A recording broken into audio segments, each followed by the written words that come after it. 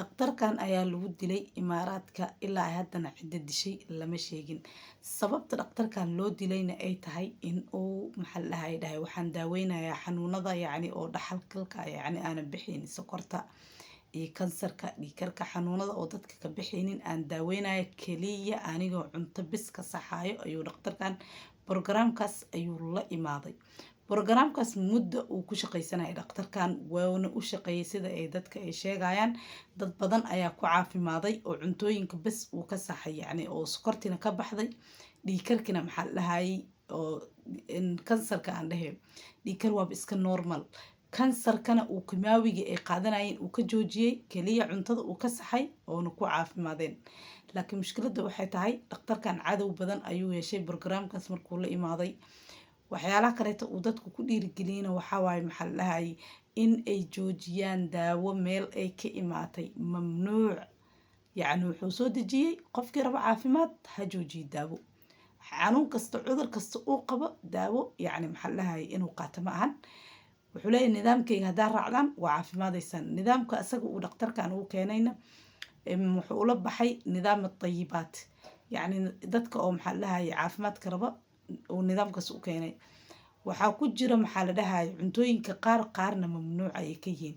waxyaalaha mamnuuca ka ah waxaa ka mid ah burka cad sidaa taqaanaanba dadka dhan ma isticmaalaan laakiin waxyaalaha uu mamnuucay waxaa waaye jikin wuxuuba taagan yahayba ilaa iyo hadda xitaa qur-aanka kuma jirtuu leeyahay jikin in la cuno. jikin mamnuuc ukun mamnuuc cuduraa laga qaadayo dhahay qarahoo kaleeto xitaa wuu mamnuucay cambaha wuu mamnuucay basasha iyo toonta wuu mamnuucay. dhakhtarkan wallaahi haddii sheekadiisa hal video laguma koobi karo waxyaalaha uu mamnuucay. waxyaala maskaxdiina aanan gelaynin waay sababtoo ah waxaa weligeena cuni jirna waay.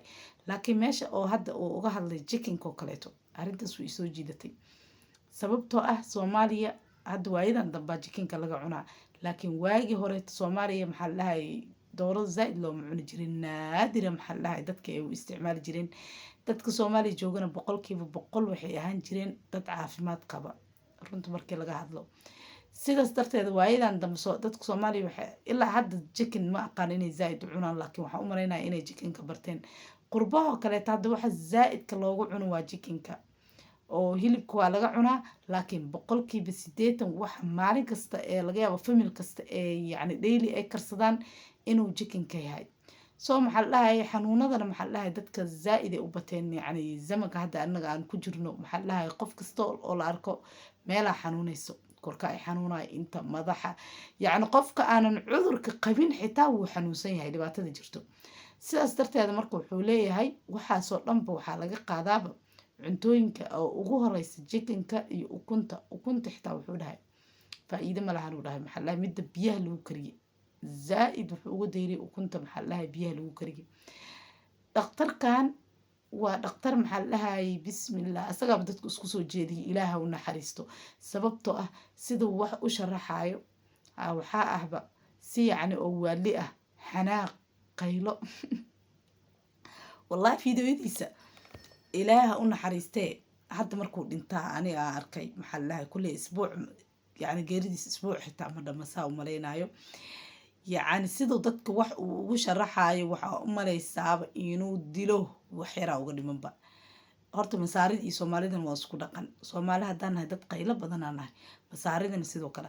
dhakhtarkan energy wuxuu bixinaa zaaid ah energy qaylo ah asaga marka waxaan lahay ilaaha u naxariisto laakiin cadownimada naftirkeeda dadka markaad isku soo jeediso oo wax kasta mujtamaci ay ka ganacsanayeen aad dhahdid waxaan mamnuuc oo aad iska dhigtid adiga inaaba tahayba programka adiga la imaatay waxa adiga la imaatay number 1 marka cadow badan ayaa yeelanaysaa. dhakhtarkan hotelkiisa ayaa lagu dilay asagoo Dubai dan usoo aaday ilaa haddana lama shaacinin dadkii dilay.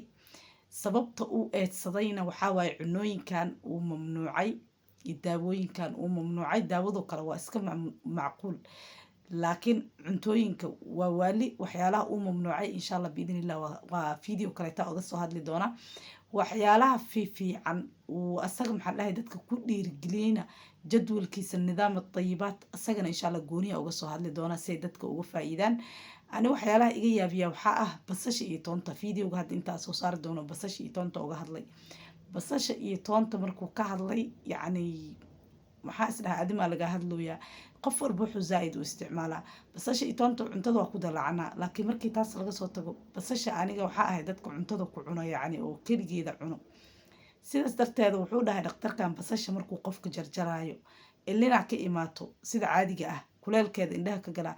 soo marka sidaas banaanka uu uga ilmaynayo leeyahay dhakhtarkan, qofka jirkiisana waxay ku abuureysaa murug yacni xusni ku abuureysaa. dadka marka wuxuu leeyahay waayadan dambe murugta waxay dadka murugta yacni ee ugu badan tahayba waxaa waaye basasha iyo toonta. wuxuu leeyahay aniga gurigeyga muddo 6 sano ah hadda wuxuu dhahay basal iyo toon lama soo gelin, waa mamnuuc yacni cunto xitaa kuma dalacdaan.